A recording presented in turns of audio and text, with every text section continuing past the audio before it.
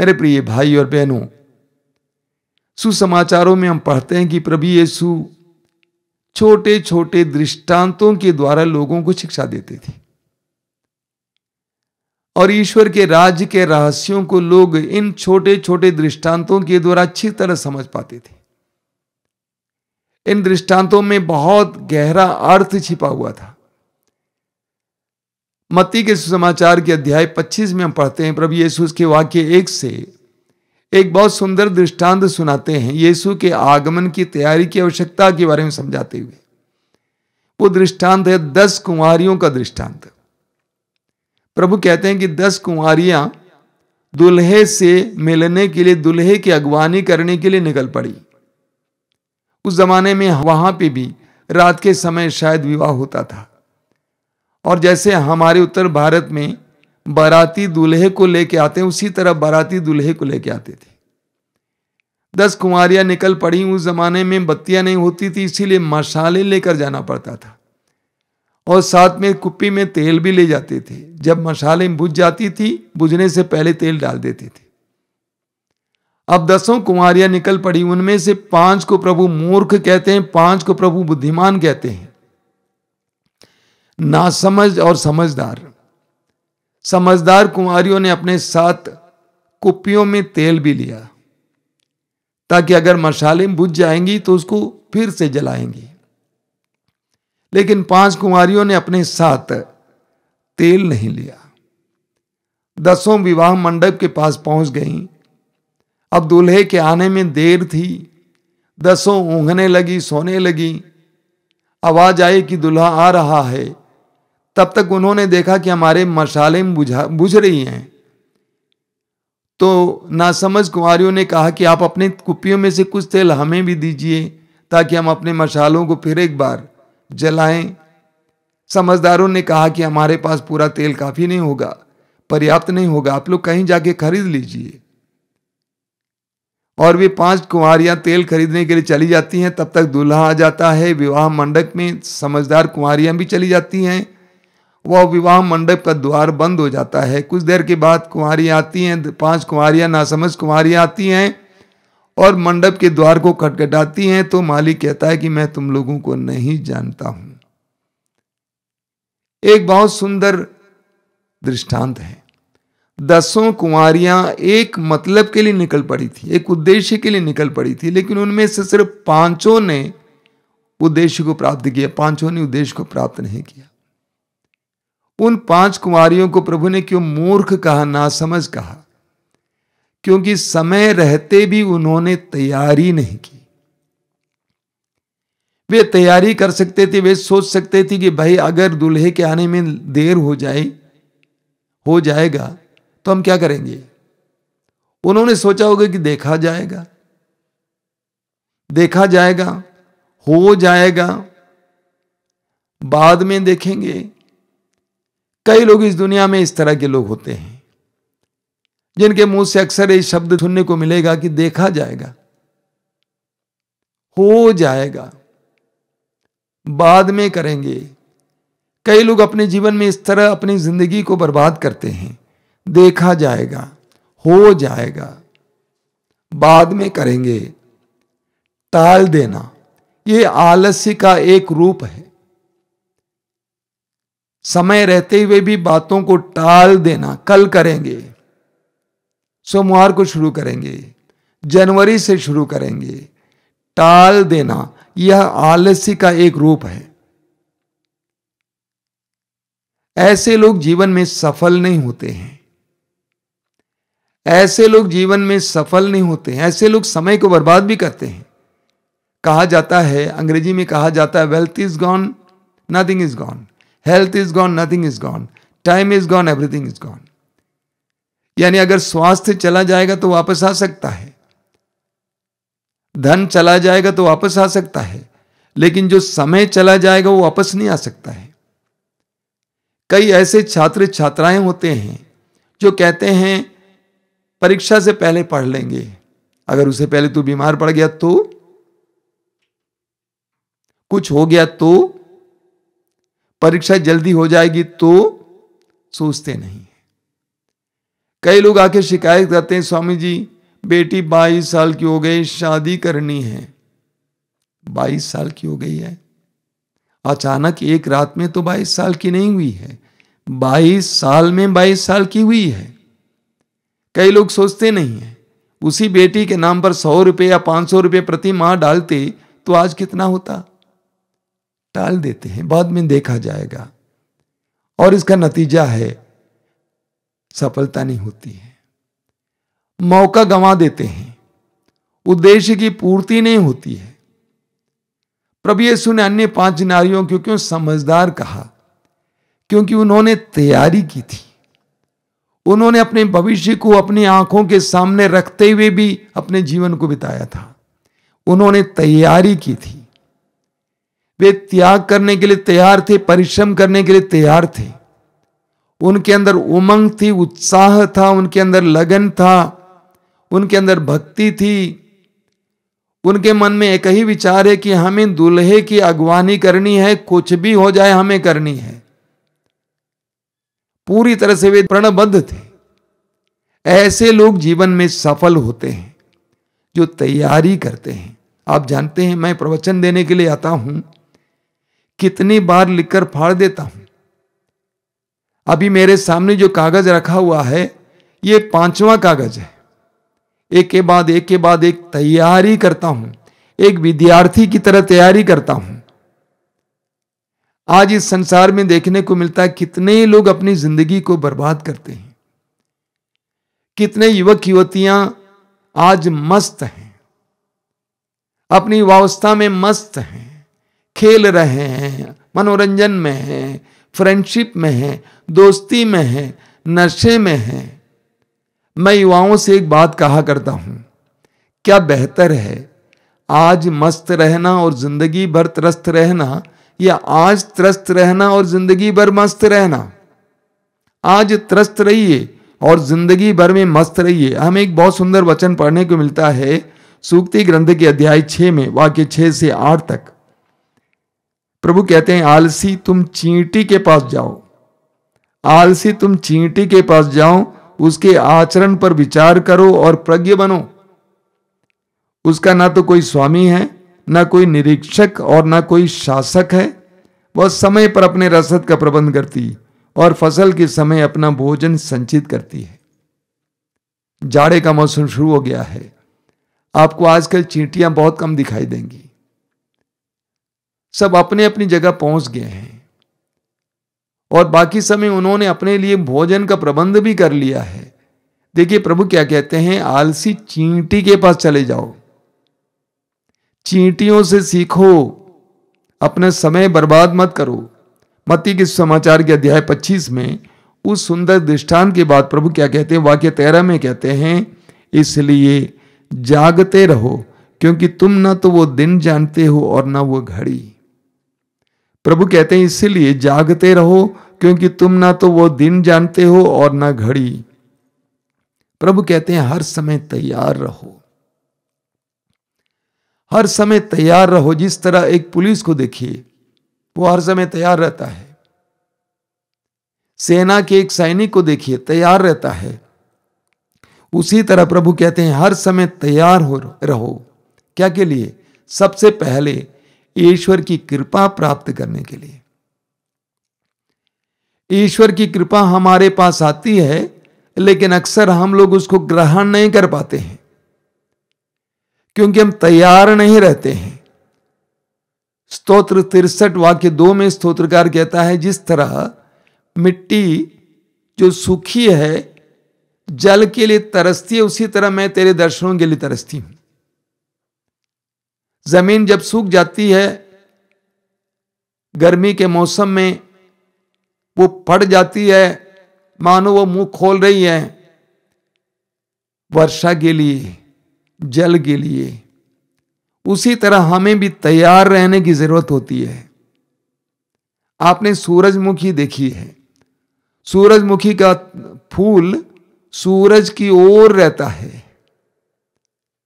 सूरज की ओर देखते रहता है। निरंतर प्रभु की ओर लगे रहना। स्तोत्रकार कहता है 121 में, मेरी आंखें पर्वतों की ओर उठाया हूं मैं। मां मरियम का उदाहरण लीजिए। स्वर्गदूत मरियम के पास आया और स्वर्गदूत ने मरियम को संदेश सुनाया, तो मरियम ने सुना। क्यों सुना? क्योंकि वह तैयार थी, वो सतर्क थी, वो तैयार थी, प्रभु की वाणी को सुनने के लिए तैयार थी। जिस तरह कमल का फूल सूरज की किरणें पड़ने पर खिल जाते हैं, उसी तरह हमें भी हर समय प्रभु की कृपा के लिए तैयार रखने की जरूरत है। मां मरियम प्रभु की कृपा के लिए तैयार थी, मां मरियम की कृपा के लिए पात्र बनी। स्वर्गदूत ने मरियम से क्या कहा? प्रणाम प्रभु की कृपा पात्री। आप प्रभु की कृपा पात्री हैं, आप कृपा पाने के लिए सतत तैयार हैं। हमें भी कृपा पाने के लिए सतत तैयार रहने की जरूरत है। प्रवक्ता ग्रंथ के अध्याय 3 वाक्य 20 में लिखा हुआ है, तुम जितने अधिक बड़े हो उतना अधिक नम्र बनो, इस प्रकार तुम ईश्वर की कृपा के पात्र बनोगे। नम्रता के द्वारा अपने आप को ईश्वर की कृपा के पात्र बनाए रखना। इब्रानी अध्याय 11 वाक्य 6 में लिखा हुआ है, विश्वास के अभाव में कोई भी ईश्वर का कृपा पात्र नहीं बन सकता है। विश्वास के द्वारा हर क्षण ईश्वर की कृपा के पात्र बने रहना, योग्य बने रहना। एक बहुत सुंदर उदाहरण लीजिए, बगुला का उदाहरण। आप में से जो लोग गांव में रहते हैं, आपने देखा होगा बारिश के मौसम में जब पानी रहता है तो जहां भी सूखी जमीन होती है वहां पर बगुले आकर बैठ जाते हैं, पानी की ओर एकटक देखते हुए। क्या देख रहा है? अगर वहां से कोई मछली और अन्य चीजें पार हो जाएं तो तुरंत उसको झपट लेने के लिए। तो प्रभु की कृपा हर समय हमारे पास आती है, लेकिन उसको ग्रहण करने के लिए हमें कृपा के पात्र बनने की जरूरत है। हमें कृपा के लिए योग्य बनने की जरूरत है। दूसरी बात, प्रभु से मिलने के लिए तैयार रहना। प्रभु से मिलने के लिए तैयार रहना। लूकस के सुसमाचार के अध्याय 19 में हमें जकेउस का उदाहरण मिलता है। जकेउस नाटा था, हालांकि वो धनी था। यीशु को देखना चाहता था, इसीलिए यीशु को देखने के लिए वह सड़क के किनारे एक गुलर का पेड़ था, उस गुलर की पेड़ की डाली पर बैठ जाता है और एकटक देखते रहता है यीशु के आगमन के लिए। कितना सुंदर दृश्य है। उसके मन में एक विचार था कि मुझे यीशु को देखना है। वो वहां पर यीशु को देखने के लिए बैठे रहता है। प्रभु यीशु आते हैं, बराबर आते हैं। प्रभु कहते हैं, बहुत सुंदर वचन है, हमें पढ़ने को मिलता है मत्ती के सुसमाचार अध्याय 24 में, उसके वाक्य 45 से लिखा हुआ है, कौन ऐसा ईमानदार और बुद्धिमान सेवक है जिसे उसके स्वामी ने अपने नौकर चाकरों पर नियुक्त किया है ताकि वो समय पर उन्हें रसद बांटा करें। धन्य है वो सेवक जिसका स्वामी आने पर उसे ऐसा करता हुआ पाएगा। मैं तुम लोगों से कहता हूं, वह उसे अपनी सारी संपत्ति पर नियुक्त करेगा। परंतु यदि वो बेईमान सेवक अपने मन में कहे मेरा स्वामी आने में देर करता है, और वह दूसरे नौकरों को पीटने और शराबियों के साथ खाने पीने लगे, तो उस सेवक का स्वामी ऐसे दिन आएगा जब वो उसकी प्रतीक्षा नहीं कर रहा होगा, और ऐसी घड़ी जिसे वो नहीं जान पाएगा। तब स्वामी उसे कोड़े लगवाएगा और ढोंगियों का दंड देगा। वहां वे लोग रोएंगे और दांत पीसते रहेंगे। तो प्रभु कहते हैं कि मैं कभी भी आ सकता हूं, मेरा इंतजार करो। प्रभु अलग अलग रूपों में हमारे पास आते हैं। कई साल पहले एक सिस्टर यहां पे आई थी। उन्होंने कहा कि उनका एक ही भाई है और उस भाई ने इन लोगों की अनुमति से अपने घर को, जो सड़क पे भिखारी हैं उनके लिए, अनाथों के लिए आश्रम बना दिया। एक दिन सिस्टर वहां पे रह रही थी, उस समय उसके भाई की आवाज सुनाई दी, आ जाओ बाहर आ जाओ सभी लोग, यीशु आ रहे हैं। तो बड़ी उत्सुकता के साथ सिस्टर बाहर आई। तो उन्होंने क्या देखा? उन्होंने देखा कि एक रिक्शे पर बैठकर एक भिखारी आ रहा है। उसके भाई ने उस भिखारी को यीशु कहा। शायद आपने वो कहानी सुनी होगी। एक बार एक इंसान को, एक भाई को सपने में दिखाई दिया। प्रभु ने कहा कि मैं कल तुमसे मिलने आऊंगा। अगले दिन सुबह उसने अपने घर को सजाया, संवारा, साफ किया। जो लोग आते थे उनको भगाते रहते थे क्योंकि यीशु आने वाले हैं। शाम होने से पहले एक भिखारी वहां पर आया। उसने डांटा, फटकारा, उसको भगा दिया, कहा कि आज आना था, कल आ जाओ। यीशु नहीं आए। रात को सोने से पहले उसने प्रभु से कहा, प्रभु तू क्यों नहीं आया? प्रभु ने कहा कि मैं तो आया था, लेकिन तुमने मुझे भगा दिया। प्रभु किस रूप में ही, किस विधि से हमारे पास आते हैं हम नहीं जानते हैं। जो प्रभु के वास्तव में इंतजार करते रहते हैं वे यीशु को मिल लेते हैं, यीशु को पा लेते हैं। हम पढ़ते हैं लूकस के सुसमाचार के अध्याय 12 में, लूकस के सुसमाचार के अध्याय 12 उसके वाक्य 47 में पढ़ते हैं। प्रभु कठोर शब्दों में क्या कहते हैं, देखिए। प्रभु कहते हैं, अपने स्वामी की इच्छा जानकर भी जिस सेवक ने कुछ तैयार नहीं किया और ना उसकी इच्छा के अनुसार काम किया, वह बहुत मार खाएगा। ये जानने के बावजूद कि प्रभु क्या चाहते हैं, प्रभु की शिक्षा क्या है, जानने के बावजूद उस मालिक के अनुसार काम नहीं किया, वो बहुत मार खाएगा। अक्सर हमारे जीवन में ये देखने को मिलता है। प्रभु कहते हैं कि तैयार रहो। तीसरी बात जिसके लिए हमें तैयार रहना, वो है विपत्तियों के लिए। विपत्तियां हमारे जीवन में कभी भी आ सकती हैं। लूकस के सुसमाचार के अध्याय 21 उसके वाक्य 34 में हम पढ़ते हैं, प्रभु यीशु कहते हैं, सावधान रहो, भोग विलास, नशे और इस संसार की चिंताओं से तुम्हारा मन कुंठित ना हो जाए और वो दिन फंदे की तरह तुम पर आ गिरे। बहुत जबरदस्त वचन है। प्रभु कहते हैं सावधान रहो, हर समय सावधान रहो। भोग विलास, खाना पीना, कपड़ा लता, मनोरंजन, नशा, नशीले पदार्थों का नशा, नेट का नशा, मोबाइल का नशा, दोस्तों का नशा और इस संसार की चिंताओं से तुम्हारा मन कुंठित हो जाए, तुम्हारा मन ईश्वर से विमुख हो जाए और वो दिन फंदे की तरह तुम पर आ गिरेगा। वो दिन क्या होता है? वो मौत भी हो सकती है, वो दुर्घटना भी हो सकती है, वो विपत्ति हो सकती है, अलग अलग प्रकार की विपत्ति हो सकती है। हमें हर समय तैयार रहने की जरूरत है। प्रभु आगे कहते हैं, इसलिए जागते रहो और प्रार्थना करते रहो। प्रवक्ता ग्रंथ के अध्याय 2 उसके वाक्य 1 में प्रभु कहते हैं, पुत्र क्या तुम प्रभु की सेवा करना चाहते हो तो विपत्ति का सामना करने के लिए तैयार रहो। विपत्ति का सामना करने के लिए तैयार रहो। सुसमाचार में हम पढ़ते हैं लूकस अध्याय 9 में प्रभु यीशु जब पहाड़ पर प्रार्थना कर रहे थे, प्रभु को मूसा और एलिया दिखाई दिया और वे प्रभु से उस प्रार्थना के दौरान प्रभु के आगामी दुख भोग के बारे में उसको यीशु को बोल रहे थे। यानी प्रार्थना में प्रभु को अपने दुख भोग के बारे में पहले ही ज्ञान प्राप्त हुआ, इसीलिए वे उस दुख को स्वीकार करने और उसको सहने के लिए तैयार किए गए थे। प्रभु कहते हैं कि हर विश्वासी को विपत्तियों का सामना करने के लिए तैयार रहने की आवश्यकता है। इब्रानियों के पत्र के अध्याय 4 वाक्य 16 में पढ़ते हैं, संत पौलुस कहते हैं, इसलिए हम भरोसे के साथ अनुग्रह के सिंहासन के पास जाएं।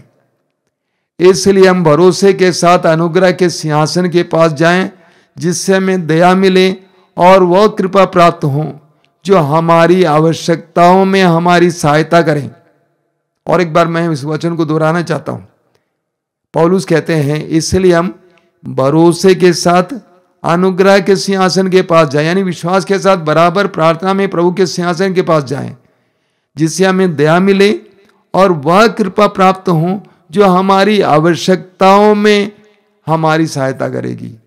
मैंने बार बार आपसे कहा है, देखिए आप बैंक में पैसा जमा करते हैं, 500 रुपये डाले, 1000 रुपये डाले, 5000 रुपये डाले, ऐसे डालते जाते हैं। कई दिनों के बाद जब आपके जीवन में कोई समस्या आ जाएगी, जब आपको पैसे की जरूरत होती है, आप जाके अपने खाते को खोलते हैं तो आपको बहुत पैसा मिल जाता है।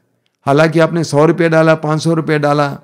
उसी तरह एक बात का ख्याल कीजिएगा, उसी तरह हर मिनट हर पल जो आप प्रार्थना में बिताते हैं, भले कार्यों में बिताते हैं, ये आप अपने खाते में ही डाल रहे हैं।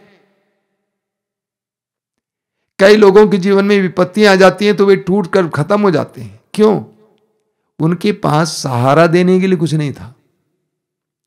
लेकिन जो व्यक्ति प्रार्थना करता है, भला काम करता है और अपने खाते में डालते जाता है, समय आने पर उसकी सहायता करने के लिए उसके पास कृपा होगी। इसलिए मेरे भाई और बहनों, कभी भूलना नहीं, 2 मिनट, 3 मिनट, 5 मिनट प्रार्थना में एक एक पल जो आप डाल रहे हैं, समय व्यतीत कर रहे हैं, वो आप अपने खाते में ही डाल रहे हैं। वो आपके खाते में लिखा जाएगा, ताकि अब विपत्ति आते समय आप उसको स्वीकार करने के लिए तैयार हो जाएंगे। चौथी बात जिसके लिए हमें तैयार रहना है, वो है शैतान का सामना करने और शैतान से लड़ने के लिए। हमने इसके बारे में कुछ दिन पहले मनन चिंतन किया है। पेतरुस अपने पहले पत्र के अध्याय 5 वाक्य 8 में कहते हैं, आप लोग हर समय जागते रहें और संयम रखें। आपका शत्रु शैतान दहाड़ते सिंह की तरह विचरता है, ढूंढते रहता है कि किसे फाड़ खाएं। पेतरुस कहते हैं कि आप संयम बनाए रखें, जागते रहें, क्योंकि आपका शत्रु शैतान दहाड़ते सिंह की तरह विचरते रहता है, ढूंढते रहता है कि किसे फाड़ खाएं। हमें आलसी नहीं होना चाहिए। एक बात का ख्याल कीजिएगा, जिस समय आपके अंदर आलस्य आ जाएगा, उसी समय शैतान आपको पीटेगा। आलस्य आ जाएगा तो आप कमजोर हो जाएंगे। दाऊद का उदाहरण लीजिए। इस्राएल का यशस्वी राजा दाऊद, सामुएल के दूसरे ग्रंथ के अध्याय 11 में हम पढ़ते हैं, दाऊद आलसी बन गया। दाऊद की सेना लड़ने के लिए गई थी, लेकिन दाऊद महल में रह गया, आलसी हुआ, खाया पिया सोया, पाप में गिरा। शैतान का सामना करने के लिए, शैतान से लड़ने के लिए उसके अंदर ताकत नहीं थी, क्योंकि वो आलसी हो गया था। इसलिए हर समय हमें तैयार रहना चाहिए, पेतरुस कहते हैं। प्रभु यीशु स्वयं कहते हैं मार्कुस अध्याय 14 वाक्य 38 में, जागते रहो और प्रार्थना करते रहो, जिससे तुम परीक्षा में ना पड़ो। जागते रहना, तैयार रहना, ताकि तुम परीक्षा में ना गिरो। हमारे जीवन में कई ऐसे क्षण आ जाते हैं जब हम लोग जगे हुए नहीं होते हैं, हम सतर्क नहीं रहते, हम टाइट नहीं रहते हैं, हम ढीले हो जाते हैं, हम लूज हो जाते हैं, आलसी हो जाते हैं। उस समय शैतान हमें मारेगा। मत्ती के समाचार के अध्याय 13 में मैंने आपसे कहा, जंगली बीज का दृष्टांत है। एक इंसान ने अपने खेत में अच्छा बीज बोया और रात को वह और उसके सेवक सो गए। सोते समय दुश्मन ने आकर उसके खेत में जंगली बीज बो दिया। सोते समय। हमारे जीवन में भी हमें सजग रहने की आवश्यकता है। हमारे जीवन में एक तरह का टाइम टेबल होना जरूरी है, दिनचर्या होना जरूरी है। मैं आज क्या करूंगा, सुबह उठूंगा, क्या करूंगा, कहां जाऊंगा, ये सब अनिवार्य है। कई लोग आश्रम में आते हैं जिनके जीवन में विफल है, नौकरी नहीं है, कोई काम नहीं है, आलसी होते हैं। कई लोग ऐसे कई सालों से नौकरी नहीं कर रहे, काम नहीं कर रहे हैं। मैं पूछता हूं कैसे तुम जिंदा रहते हो? अपने को टाइट रखना। मैं कई लोगों से कहता हूं, बेटे कोई तो काम पकड़, 200 रुपए का काम पकड़, छोटा काम पकड़, लेकिन आलसी नहीं रखना। अपने आप को जगाए हुए रखना है। प्रभु कहते हैं कि हर समय तैयार रहो। उन 10 कुंवारियों की दृष्टांतों के द्वारा प्रभु यीशु हमें यही समझाते हैं, बेटा बेटी हर समय तैयार रहो, कृपा पाने के लिए तैयार रहो। किस समय कृपा आएगी तुम नहीं जानते। मुझसे मिलने के लिए तैयार रहो, मैं कब आता हूं तुम्हें नहीं मालूम है। विपत्तियों को सामना करने के लिए तैयार रहो, क्योंकि तुम्हें नहीं मालूम कि इस समय वो फंदे की तरह तुम्हारे ऊपर आ जाएगी। शैतान का सामना करने के लिए अपने आप को तैयार करो। ये आगमन काल हमारे लिए तैयारी का समय बने। हम इस समय विशेष करके अपने आप को तैयार करें प्रभु से मिलने के लिए, प्रभु की कृपा प्राप्त करने के लिए। अपनी आंखें बंद कीजिए, हृदय खोलिए। इस समय प्रभु से कहिए कि प्रभु मुझे सजग बनाइए। मेरे जीवन में मैं कभी कभी ढीला हो जाता हूं, मेरे अंदर आलस्य आ जाता है, मैं जीवन को हल्के से लेता हूं, मैं समय बर्बाद करता हूं, मुझ पर दया कीजिए। मैं धन बर्बाद करता हूं, मुझ पर दया कीजिए। तेरे लिए अपने आप को तैयार रखने के लिए कृपा दीजिए। प्रभु यीशु, इस समय मैं तुझे धन्यवाद देता हूं इन पलों के लिए। मेरे भाई बहनों के लिए जो इस समय इन वचनों को सुन रहे हैं, उनके जीवन में आना यीशु, तुझे बराबर अपने जीवन में स्वागत करने के लिए तैयार रहने के लिए कृपा देना, तेरी कृपाएं पाने के लिए कृपा देना, सजग रहने के लिए कृपा देना, तैयार रहने के लिए कृपा देना। तू कब आएगा हम नहीं जानते हैं, विपत्तियां कब आएंगी हमारे जीवन में हम नहीं जानते हैं। मेरे भाई बहनों के इसके लिए अपने आप को तैयार रखने के लिए कृपा देना, सजगता सचेतता की कृपा देना। आइए यीशु, आइए एक एक भाई बहन के जीवन में आइए, तेरा पवित्र हाथ उनके सर पर रखे इस समय, उन्हें आशीष मिले हर प्रकार के डिस्ट्रैक्शन से, हर तरह की बातों से जो उनको तेरी उपस्थिति से दूर करती है, उनको पूरी तरह सुरक्षित रखिए यीशु। तेरी स्तुति, तेरी आराधना, तेरी महिमा